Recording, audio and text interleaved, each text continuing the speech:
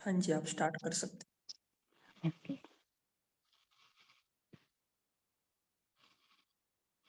आज की मुरली है 18/4/71 की मुरली। आज की मुरली का टाइटल है मन के भावों को जानने की विधि तथा फायदे। सभी जो भी यहाँ बैठे हैं, सभी मन मनाभव की स्थिति में स्थित हो। बाबा पूछ रहे हैं हम सभी कौन सी स्थिति में बैठे हैं, तो सभी मन मनाभव की स्थिति में हो। जो स्वयं मन मनाभव की स्थिति में स्थित है वह औरों के मन के भाव को जान सकते हैं। औरों के मन के भाव जानने के लिए बाबा मन मनाभव की स्थिति को परफेक्ट बनाने के लिए कह रहे हैं।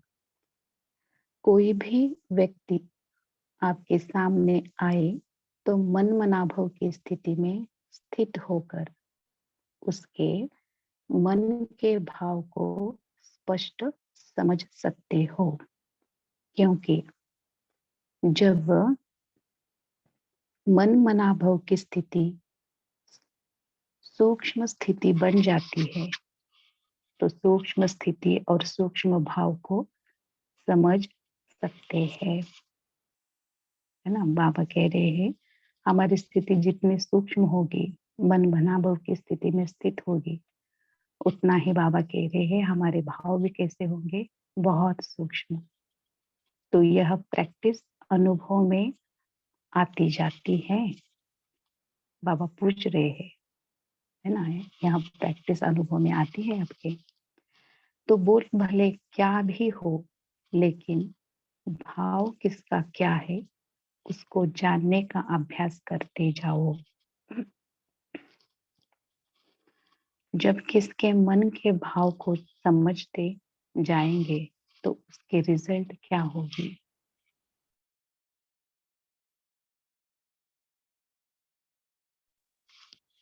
क्या पूछ रहे हैं बाबा, अगर ऐसी प्रैक्टिस होगी तो रिजल्ट क्या होगा। हर एक के मन के भाव को समझने से उनकी जो चाहना है अथवा प्राप्ति की इच्छा है उसको वही मिलने से क्या होगा, है ना। जिसे जो चाहिए वो अगर वह मिल जाए तो क्या होगा, बाबा पूछ रहे हैं। तो आप जो उनको बनाने चाहते हो वह बन जाएंगे, अर्थात सर्विस की सफलता बहुत जल्दी निकलेगी, क्योंकि उनकी चाहना प्रमाण उनको प्राप्ति होगी। अगर कोई शांति का प्यासा है उसको शांति मिल जाए तो क्या होगा, है ना। जो चाहते हैं अगर वह मिल जाए तो क्या होगी। तो प्राप्ति से अविनाशी पुरुषार्थी बन जाएंगे। तो मन के भाव को परखने से समझने से परिणाम क्या निकलेगा। सर्विस की सफलता थोड़े समय में बहुत दिखाई देगी, क्योंकि सफलता स्वरूप बन जाएंगे। अभी पुरुषार्थ स्वरूप हो। अभी बाबा कहते हैं सफलता स्वरूप में ही बने हैं हम, है ना। हमें पुरुषार्थ स्वरूप में है अभी हम। तो इस लक्षण के आने से सफलता स्वरूप हो जाएंगे, समझा, है ना। अगर किसी को कोई चीज चाहिए अगर वो मिल जाए तो एक तो क्या होता है, दुआएं तो मिलती ही है, लेकिन उन्हें उस बात पर पूरा विश्वास हो जाता है। तो बाबा इस बात को पक्का बना रहे हैं हमें कि जिसे जो चाहे वो, है ना, मिल जाए तो वह स्थिति बनाओ। तो अभी सफलता को लाने के लिए आप लोगों को समय और संकल्प, संपत्ति, शक्ति बहुत लगानी पड़ती है। फिर क्या होगा, सफलता स्वयं आपके सामने आएगी। संपत्ति लगानी नहीं पड़ेगी, संपत्ति आपके सामने स्वयं स्वाह होने आएगी। समझा? इतना अंतर है सिर्फ एक बात की धारणा से। वह कौन सी बात?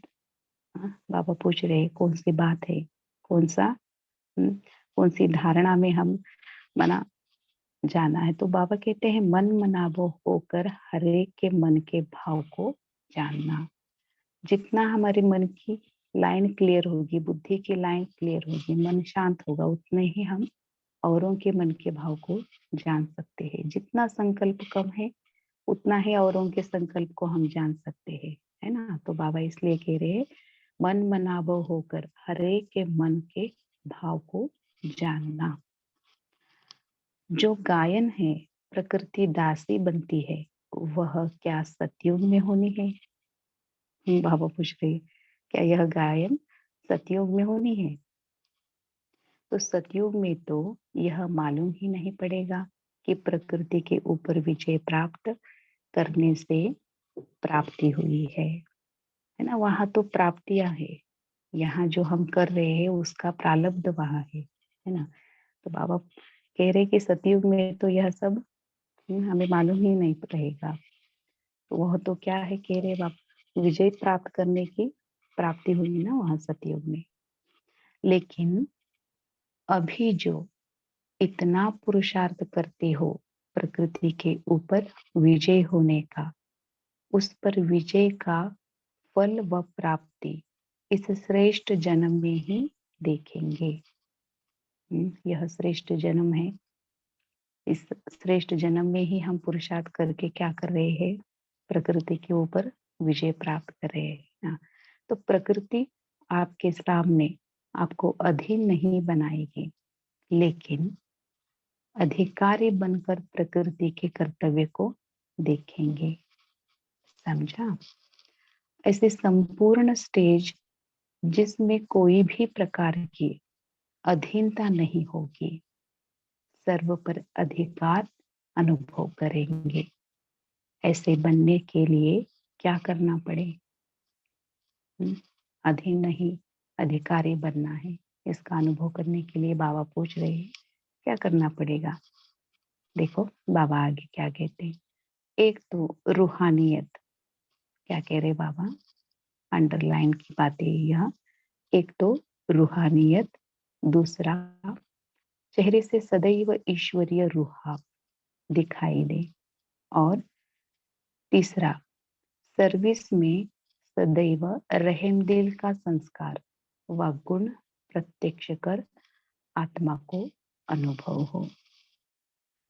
तीनों ही बातें रूहानियत, रूहाब और रहमदिल का गुण भी हो। यह तीनों ही बातें प्रत्यक्ष रूप में, स्थिति में, चेहरे में और सर्विस अर्थात कर्म में दिखाई दे, तब समझो कि अब सफलता हमारे समीप आ रही है। तीनों ही साथ में चाहिए, है ना, एक एक नहीं। बाबा कह रहे तीनों बातों में परफेक्ट, तीनों ही साथ में दिखाई दे। अभी क्या होता है, अभी क्या होता है, अगर रहमदिल बनते हो तो जो रहमदिल के साथ रुहाब भी दिखाई दे, यह दोनों साथ नहीं दिखाई देते हैं। तो यह रहमदिल या तो रुहाब का गुण दिखाई देता है, रुहाब के साथ रूहानियत भी दिखाई दे। बाबा दोनों गुण साथ साथ में दिखाई दिखे रहे, तीनों का साथ प्रत्यक्ष रूप में हो, वह अभी अजून कम है। अभ्यासी हो, अभी सिर्फ अपने को सर्व आत्माओं से महान आत्मा समझते हो। महान आत्मा बनकर हर संकल्प और हर कर्म करते हो। बाबा पूछ रहे हैं, महान आत्मा बनकर हर संकल्प और हर कर्म करते हो। समझना है लक्ष्य और करना वह है प्रैक्टिकल। तो सर्व आत्माओं से श्रेष्ठ महान आत्मा हूँ। इस स्मृति से किसके भी सामने जाओ तो क्या अनुभव करेंगे, है ना। सबसे ऊंचा श्रेष्ठ से श्रेष्ठ बाबा स्वमान आज हमें दे रहे हैं, है ना। सर्व आत्माओं से हम क्या है, श्रेष्ठ से श्रेष्ठ महान आत्मा हूँ। बाबा कह रहे हैं इस भाव से अगर हम किसी के सामने जाएंगे तो उन्हें क्या अनुभव होगा। तो आपकी महानता के आगे सभी के सिर झुक जाएंगे। जैसे आपके जड़ चित्रों के सामने कितना भी कोई आज कलयुग के महान मर्तबे वाला जाए तो क्या होगा, सिर झुकाएंगे, है ना। कितना भी बड़ा व्यक्ति हो, कोई भी हो, देवी देवताओं के आगे उनका सिर झुकता है ना।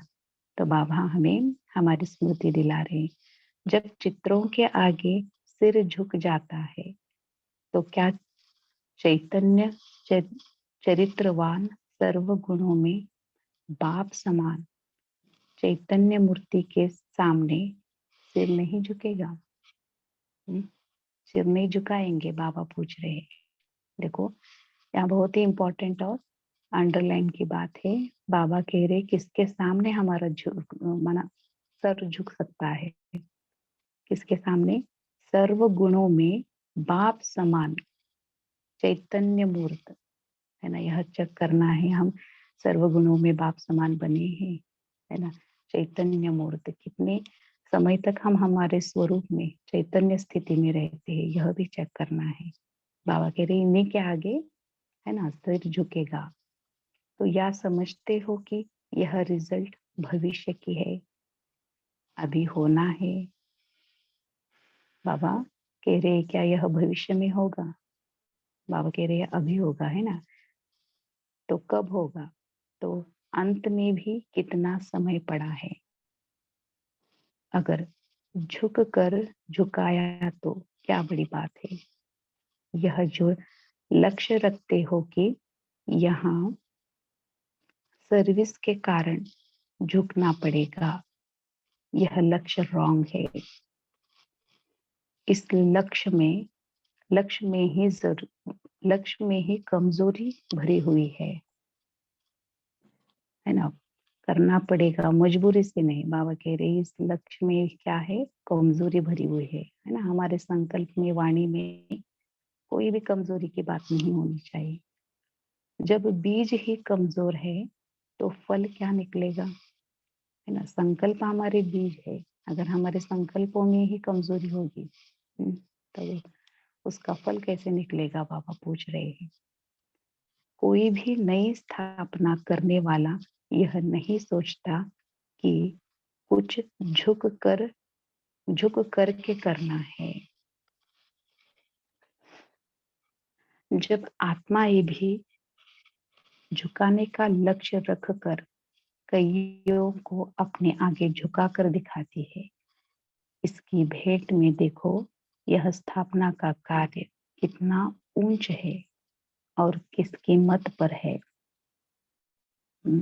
यह स्थापना का कार्य जो चल रहा है ऊंचा कार्य है, तो यह किसकी मत पर चल रहा है ना। इस बात का नशा होना चाहिए हमें। उसके आगे सर्व आत्माओं को झुकाना है, यह लक्ष्य रखकर, यह ईश्वरीय रुहाब धारण कर किसके भी सामने जाओ तो देखो रिजल्ट क्या निकलती है। तो महानता लाने के लिए ज्ञान की महीनता में जाना पड़े। महानता लाने के लिए बाबा क्या करना पड़े, कह रहे हैं ज्ञान की महीनता में जाना है। ज्ञान सुना पढ़ा छोड़ दिया नहीं, उसका मनन चिंतन करना है हमें, उसकी गहराई में जाना है, महीनता को, एक एक बात को देखना है। तो जितना जितना ज्ञान की महीनता में जाएंगे उतना अपने को महान बना सकेंगे। महान बनाने का एक ही तरीका बाबा कह रहे हैं, ज्ञान की महीनता। महानता कम अर्थात ज्ञान की महीनता का अनुभवी कम। तो अपने को चेक करो, महान आत्मा का कर्तव्य क्या होता है? बाबा चेकिंग के पॉइंट दे रहे, देखो महान आत्मा का कर्तव्य क्या होता है। तो अपने को चेक करो, महान आत्मा का कर्तव्य क्या होता है, वह स्मृति में रखो। चेक भी करना है और हमें उसको स्मृति में भी रखना है कि उस स्वरूप में हमें चलना भी है। वैसे भी महान आत्मा उसको कहते हैं जो महान कर्तव्य करके दिखाए। अगर कोई साधारण कर्तव्य करे उनको महान आत्मा नहीं कहेंगे। तो महान आत्माओं का कर्तव्य भी महान होना चाहिए। सारे दिन की दिनचर्या में यह चेक करो कि महान आत्मा होने के नाते सारे दिन के अंदर आज कौन सा महान कर्तव्य किया। बाबा कह रहे हैं पूरे दिन का हमें स्मृति में रखना है, हम पूरे दिन में क्या क्या कर रहे हैं। तो महादानी बने, है ना। महान जो आत्मा होता है तो वह महादानी होता है। तो इसलिए बाबा पूछ रहे हैं कि यह चेक करो अच्छी रीति से, कर्तव्य कौन से किए, क्या आज पूरे दिन में हमने दान किया है, यह भी चेक करो। वैसे भी महान आत्माओं का कर्तव्य दान पुण्य होता है। महान आत्माओं का कर्तव्य क्या है? दान और पुण्य करना। तो यह सभी से महान आत्माएं कहलाने वाले हैं। तो आज सारे दिन में कितने को दान किया और कौन सा दान किया? जैसे महान आत्माओं का भोजन, खान पान आदि महान होता है, वैसे देखना है आज हमारी बुद्धि का भोजन महान रहा। शुद्ध भोजन स्वीकार किया। जैसे देखो महान आत्मा कहलाने वाले अशुद्ध भोजन स्वीकार करते हैं तो उनको देख करके सभी क्या कहते हैं? कहेंगे यह महान आत्मा है ना। डाउट डाउट आएगा उन्हें, क्या ये सच में महान आत्माएं हैं? तो अपने को आप ही चेक करो कि आज हमने बुद्धि द्वारा कोई भी अशुद्ध संकल्प का भोजन तो नहीं पान किया। महान आत्माओं का आहार विहार यही तो देखा जाता है।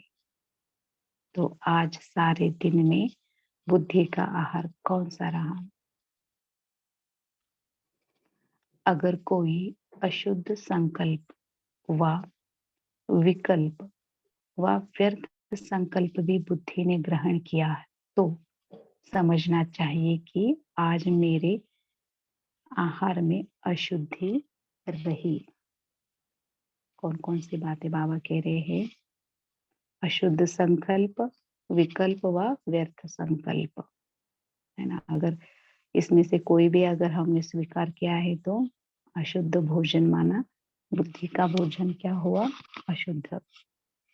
जो महान आत्मा होते हैं उनके हर व्यवहार अर्थात चलन से सर्व आत्माओं को सुख का दान देने का लक्ष्य होता है। वह सुख देता और सुख लेता है ना। सुख तो देना हमें प्रैक्टिस हो गया, लेकिन सुख लेना इसमें भी चेक करना है ना। तो ऐसे अपने आप को चेक करो कि महान आत्मा के हिसाब से आज के दिन कोई को भी दुख दिया व लिया तो नहीं, है ना। न देना है और न ही लेना है। पुण्य का कार्य क्या होता है? बाबा आगे पूछ रहे हैं पुण्य का क्या कार्य क्या होता है। अभी तक तो महान आत्मा के लक्षण और उनको क्या करना है वह सुनाया बाबा ने। तो अब पूछ रहे बाबा पुण्य का कार्य क्या होता है?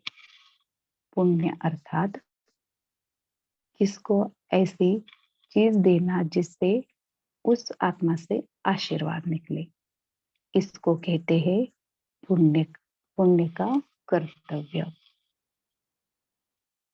जिसको सुख देंगे उसके अंदर से आपके प्रति आशीर्वाद निकलेगी। भले वह आत्मा हमसे कहे या ना कहे, लेकिन वह वाइब्रेशन, वह आशीर्वाद अपने आप ही निकल आते हैं। तो यह है पुण्य का काम। और मुख्य लक्षण है अहिंसा। क्या कह रहे बाबा? अहिंसा यह क्या है? मुख्य लक्षण है। आप सारे दिन में यह भी चेक करना कि कोई हिंसा तो नहीं की। कौन सी हिंसा होती है जिसको चेक करना है ना? हम ब्राह्मण आत्माओं का हिंसा कौन सी है ना? उसके बारे में बाबा आज देखिए बहुत ही अच्छी रीति से समझाया है। आप अपने को डबल अहिंसक कहलाती हो ना। मनसा में अपने संस्कारों से युद्ध भी बहुत चलती है, तो माया को मारने की हिंसा करते हो ना। शुद्ध होते हुए भी इसको अहिंसा क्यों कहते हैं? क्योंकि इस युद्ध का परिणाम सुख और शांति का निकलता है। हिंसा अर्थात जिससे दुख अशांति की प्राप्ति हो, है ना। आज तक तो हिंसा, मारना, काटना इसमें हम कहते थे, लेकिन यहाँ आज बाबा क्या कह रहे हैं? जिससे दुख अशांति भी निकले, उसे भी बाबा कह रहे हिंसा ही है। लेकिन इससे शांति और सुख की व कल्याण की प्राप्ति होती है, इसलिए इसको हिंसा नहीं कहते हैं। इसको क्या बाबा क्या कह रहे हैं? यह हिंसा नहीं है। इससे क्या माना, इसका परिणाम क्या निकल रहा है? सुख और शांति। तो इसलिए इसको हिंसा नहीं कहते हैं। तो डबल अहिंसक ठहरे। तो महान आत्माओं का यह जो लक्षण गाया हुआ है वह भी देखना है। आज के सारे दिन में किसी भी प्रकार की हिंसा तो नहीं की। अगर कोई शब्द द्वारा किसी की स्थिति को डगमग कर देते हैं तो यह भी हिंसा हुई।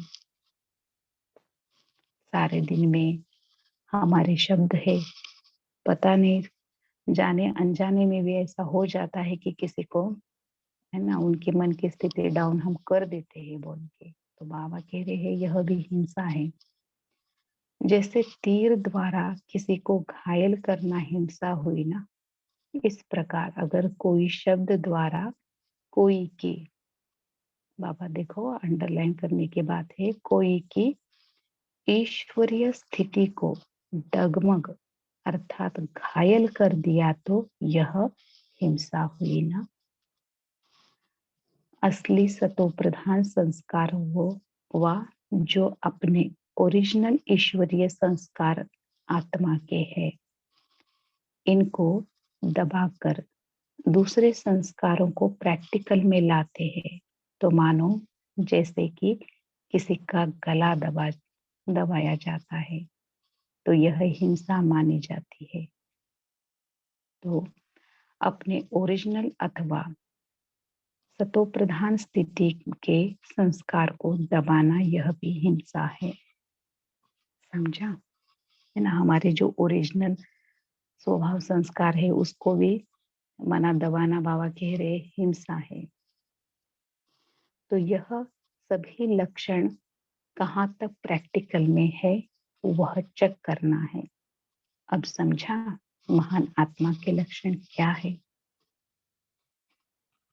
सारे दिन दान भी करते रहो, पुण्य का कर्म भी करो और अहिंसक भी बनो। तो बताओ स्थिति क्या बन जाएगी, है ना। अगर सारा दिन हमारे, है ना, दान पुण्य में होगा, श्रेष्ठ कर्म में होगा, अहिंसक होगा, तो बाबा कह रहे स्थिति क्या बन जाएगी। फिर ऐसी महीनता में जाने वाले, संपूर्ण स्थिति में स्थित रहने वाले महान आत्माओं के आगे सभी जरूर सिर झुकाएंगे। स्थूल सिर झुकाएंगे क्या? बाबा पूछ रहे आके अपना स्थूल माना सिर झुकाएंगे क्या? तो सिर होता है सभी से ऊंचा, तो सिर झुकाया गोया सारा झुकाया। तो आजकल जो अपने को ऊंच महान समझते हैं व अपने कर्तव्य को ऊंच महान समझते हैं, वह सिर झुकाएंगे, अर्थात महसूस करेंगे कि इस श्रेष्ठ कर्तव्य के आगे हम सभी के कर्तव्य तो कुछ भी नहीं है। माना उन्हें इस बात का रियलाइज होगा। अपनी श्रेष्ठता को श्रेष्ठ न समझ साधारण समझेंगे, तो इसको कहते हैं सर्व आत्माएं आपके आगे सिर झुकाएंगी। अब समझा क्या चेक करना है? सारे दिन में महान आत्मा के जो महान कर्तव्य व लक्षण है, वह कहाँ तक प्रैक्टिकल में लाए, फिर यह रिजल्ट पूछेंगे।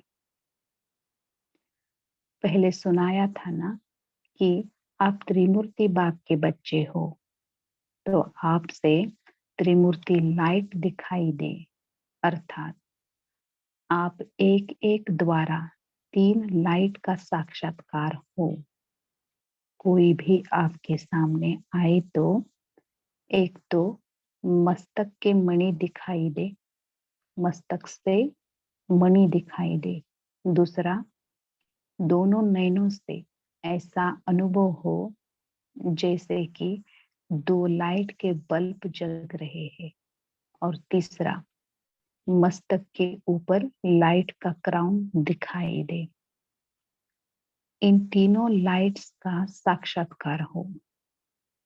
कईयों को होता भी है। जब याद की यात्रा में बिठाते हो तो यह दोनों नयन प्रकाश के गोले दिखाई देते हैं और कईयों के मस्तक से लाइट के क्राउन का साक्षात्कार भी होता है। तो आप द्वारा यह तीनों लाइट्स का साक्षात्कार हो तो क्या होगा? खुद भी लाइट हो जाएंगे। अनुभवी तो होना, साकार रूप में देखा मस्तक से और नैनों से प्यूरिटी क्राउन का साक्षात्कार अनेकों को हुआ। तो फॉलो फादर करना है। अगर ऐसे ही स्वरूप का साक्षात्कार आत्माओं को कराओ तो सर्विस में सफलता आपके चरणों में झुकेगी। ऐसे ऐसे महान आत्मा बनो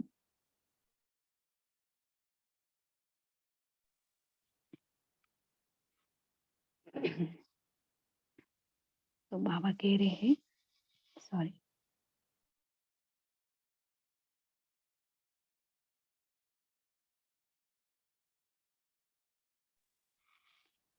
ऐसी ऐसी महान आत्मा बनाओ जो जिसके भी सामने जाओ तो उसको साक्षात्कार हो। फिर बताओ वह अपना सिर आप साक्षात्कार मूर्त के आगे दिखा सकेंगे, झुक जाएंगे। जब अभी यह सिर झुकेंगे तब आपके जड़ चित्रों के आगे स्थूल सिर झुकाएंगे। है ना, यह 2 भाव है, एक तो मन से और एक तो तन से। है ना, मन से संकल्पों से स्वीकार करेंगे और स्थूल चित्रों के आगे सिर झुकाएंगे। जो जितनों का भी सिर झुकाएंगे उतने उनके जड़ चित्रों के आगे सिर झुकाएंगे। प्रजा के साथ भक्त भी बनाने हैं। सारे कल्प की प्रारब्ध की नोंद अभी ही होनी है। वारिस भी बनाने हैं और प्रजा भी अभी बनानी है। द्वापर युग के भक्त भी अभी बनेंगे। समझा? आपके भक्तों में भी आप लोगों द्वारा भक्ति के अर्थात भावना के संस्कार अभी भरने हैं। यह बहुत ऊंचे है। सिर्फ इस भावना के संस्कार भरने से भक्त बन जाएंगे। तो भक्त भी अभी बनाने हैं। अभी तक तो प्रजा बनाने में ही मेहनत कर रहे हो। जैसे जैसे आप लोगों की स्थिति प्रत्यक्ष होती जाएगी वैसे वैसे आपके वारिस अर्थात रॉयल फैमिली, प्रजा और भक्त तीनों ही प्रत्यक्ष होते जाएंगे। अभी तो मिक्स है, क्योंकि अभी आपकी स्थिति ही फिक्स नहीं हुई है ना। हमारी स्थिति अभी फिक्स नहीं है, ऊपर नीचे होती रहती है, तो इसलिए वह भी मिक्स हो जाते हैं। फिर प्रत्यक्ष दिखाई पड़ेंगे। आप महसूस करेंगे कि भक्त है। यह भी महसूस करेंगे क्योंकि त्रिकालदर्शी का गुण प्रत्यक्ष हो जाएगा। तो अपनी भी तीनों कालों की प्रारब्ध को स्पष्ट देख सकेंगे, दिव्य दृष्टि से नहीं, प्रत्यक्ष साक्षात्कार करेंगे। अच्छा, ओम शांति।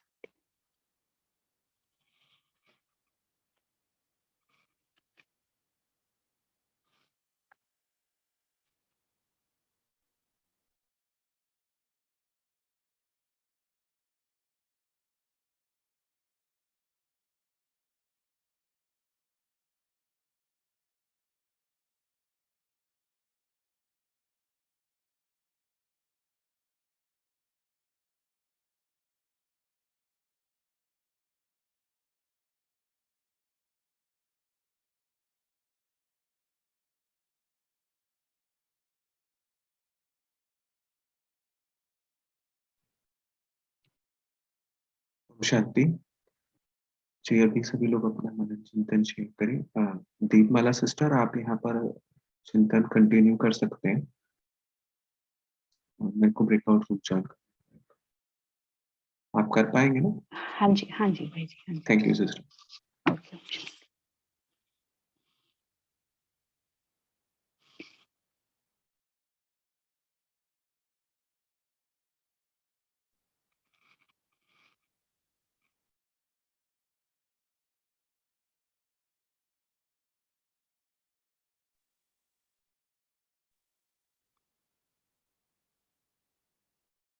हाँ जी, साधना में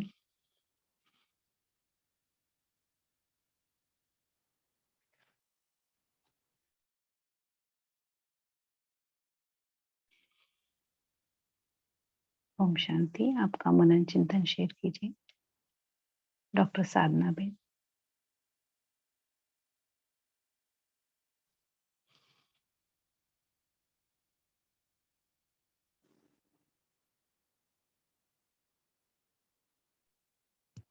ओम शांति। तो आज ओम शांति। बाबा ने मन के भावों को जानने की विधि और फायदे बहुत बताए हैं कि अगर हम मनमाना भाव की स्थिति में बैठते हैं तो हमारे मन की स्थिति बहुत सूक्ष्म हो जाती है, और हमारे मन की स्थिति सूक्ष्म होने से हम कोई भी हमारे सामने आए तो उसके कोई भी बोल हो लेकिन उसके मन के भाव को जान लेते हैं। और मन के भाव को जानने से क्या होता है कि वो आत्मा जो भी चाहती है उसकी जो चाहना होती है वो ही हम उसको सेवा करते समय उसी गुण से उसको भरते हैं, और उस जिससे उसको प्राप्ति की अनुभूति होती है, फिर वो अविनाशी पुरुषार्थी बन जाता है। मतलब उसको हमको बहुत कहना नहीं पड़ता, वो अपने आप ही डेली मुरली में आने लगता है और बाबा का पक्का बच्चा बन जाता है, क्योंकि उसको जो चाहना थी वो उसको अब मिल जाती है।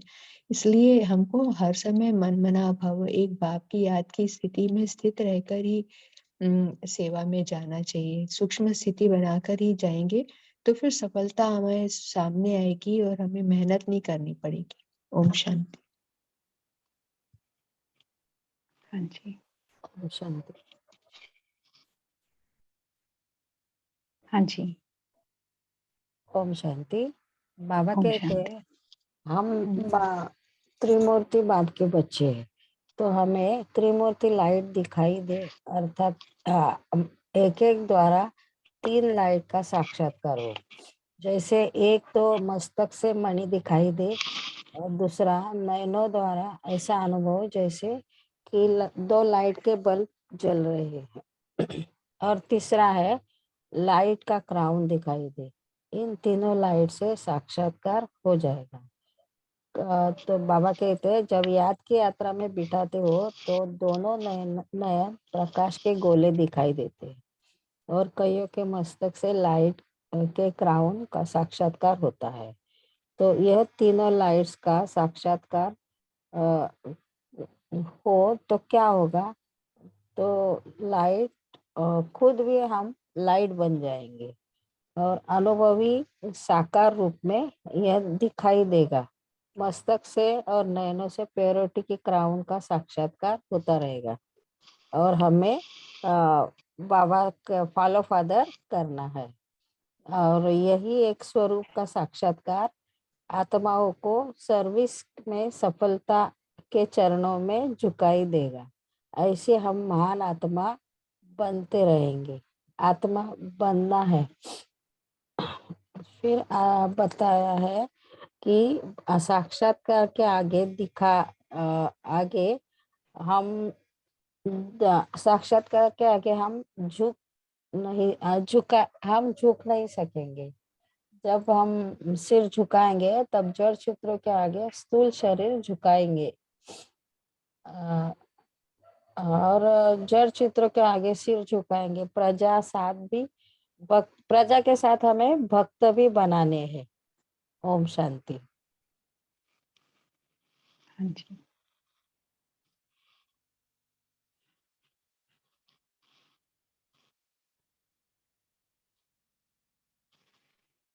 और कोई है अपना पॉइंट्स शेयर कर सकते हैं? सभी को एक एक पॉइंट्स शेयर करना है।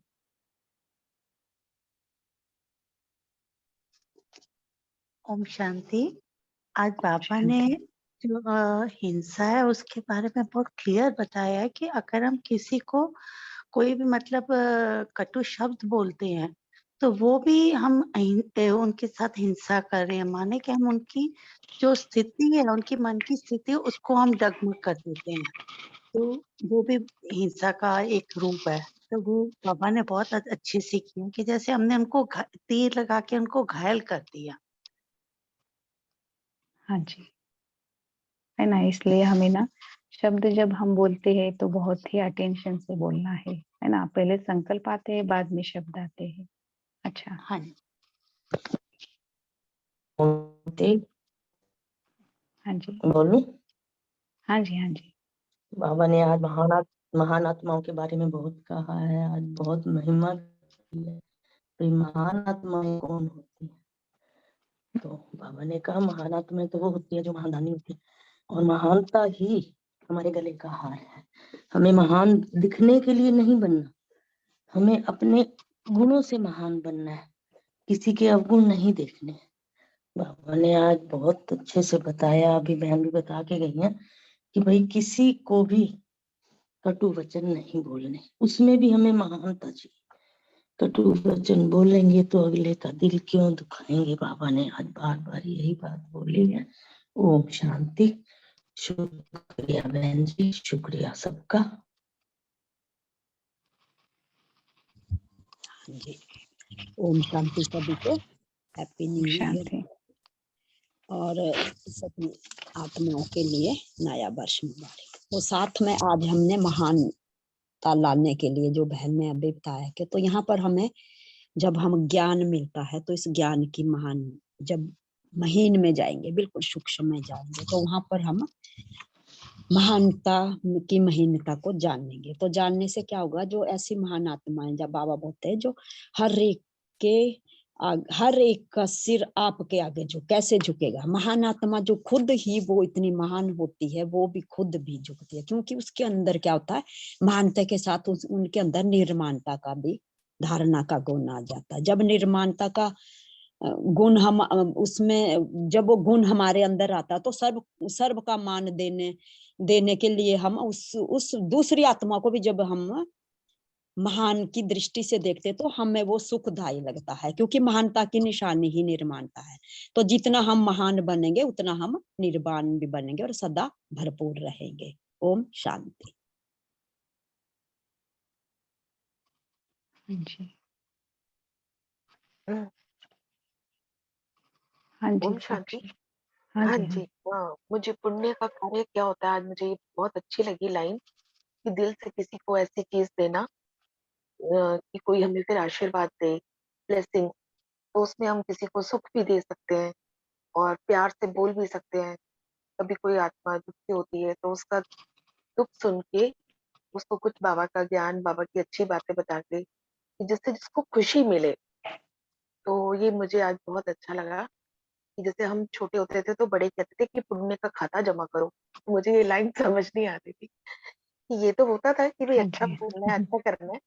लेकिन आज बाबा ने बिल्कुल वो जैसे होता है ना, मन में एक तमन्ना होती है कि इसकी एग्जैक्ट परिभाषा क्या है। तो आज बाबा ने मुझे वो बिल्कुल 4 लाइनों में अच्छे प्यार से समझा दिया कि पुण्य का कार्य क्या होता है, या कैसे ब्लेसिंग्स देनी है, कैसे ब्लेसिंग्स लेनी है। बहुत सुंदर मुरली है। रोज डेली अच्छा बाबा का सवेरे सवेरे बहुत अच्छी बातें मिल जाती है। ओम शांति।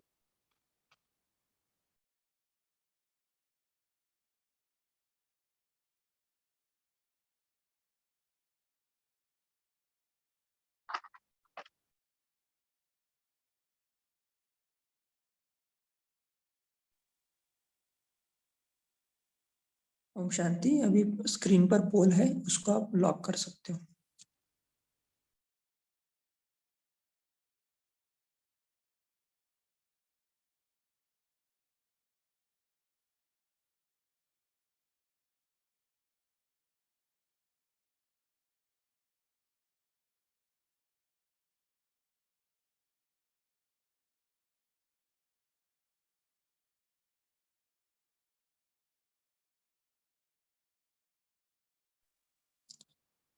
जी दीपमाला बहन, आप होमवर्क भी दीजिए और 2 मिनट योग भी कराएगा।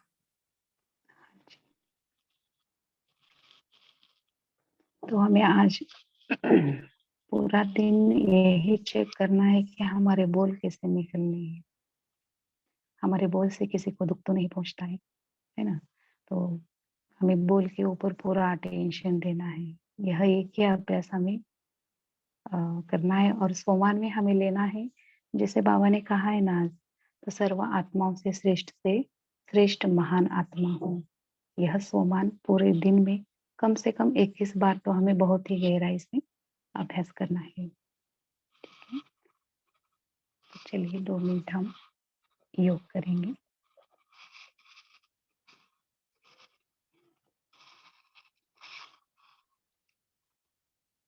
अपने मन को पूरी तरह से मन मनाभव की स्थिति में स्थित कर दें,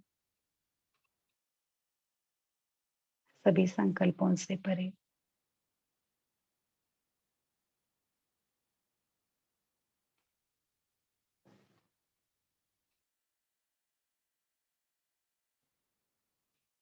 बिल्कुल प्लेन साइलेंस।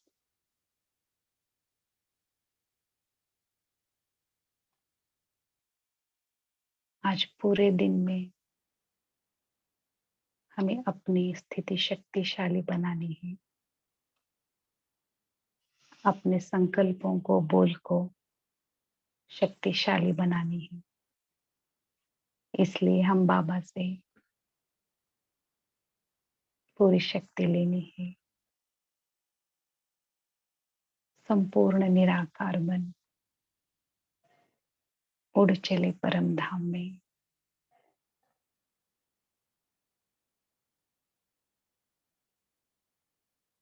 निराकार दुनिया में, निर्वाण धाम में, वाणी से परे की अवस्था में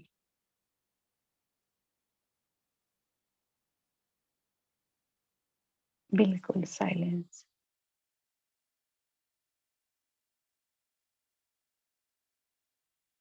इस मुक्ति धाम की मुक्त अवस्था को अनुभव करें। कोई बंधन नहीं, कोई बोझ नहीं, संपूर्ण मुक्त अवस्था में बाबा के पास।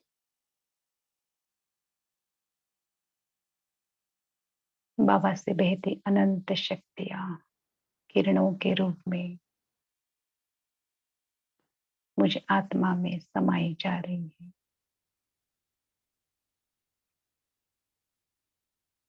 अनंत शक्तियां बहुत गहराई से अपने अंदर भरे।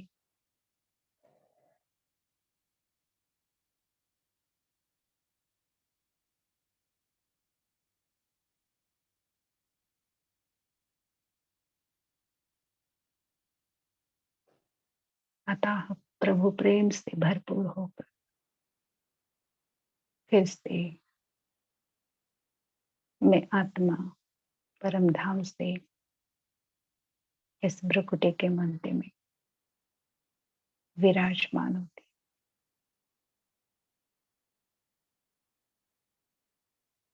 मैं यह संकल्प करती हूँ पूरे दिन में संपूर्ण संकल्पों के ऊपर अटेंशन, अपने बोल के ऊपर, एक एक शब्द के ऊपर पूरी तरह से अटेंशन रखूंगी। हर एक को सुख ही दूंगी।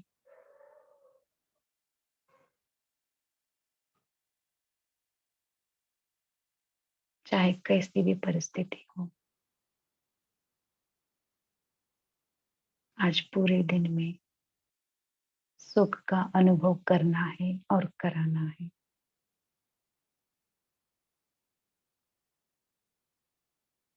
ओम शांति। शुक्रिया बाबा, शुक्रिया।